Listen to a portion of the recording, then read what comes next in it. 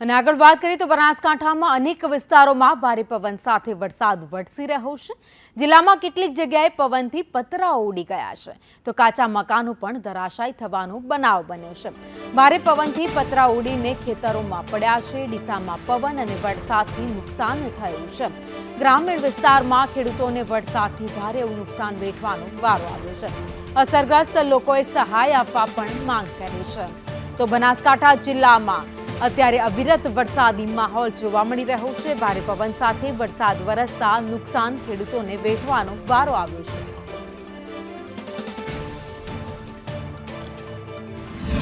ભારે પવન સાથે અને વાવાઝોડા સાથે પવન ફૂંકાતા મારા મકાનના પતરા બધા ઉડીને બાજુના ખેતરમાં ઉડીને પડી ગયા છે।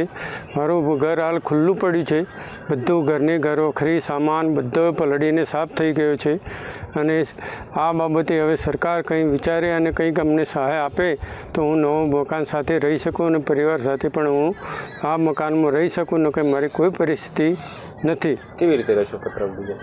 પત્ર તો નથી તો કેવી રીતના રહેવું અત્યારે બહાર એમનો? હું હરેશભાઈ માળે, મારી બાજુમાં હરૂપજીભાઈ નાગરજીભાઈ ઠાકોર રહે છે। તે અચાનક વરસાદને વાવાઝોડાના કારણે એમના ઘરના પતરા ઉડ્યા અને ઘરની અંદર સામગ્રી જે હતી એ બધી પલળીને બગડી ગઈ છે અને એમને અત્યારે રહેવા માટે અને બહુ તકલીફ છે। તો સરકારશ્રીને વિનંતી છે કે આવા માણસોની સહાય તમે કરો।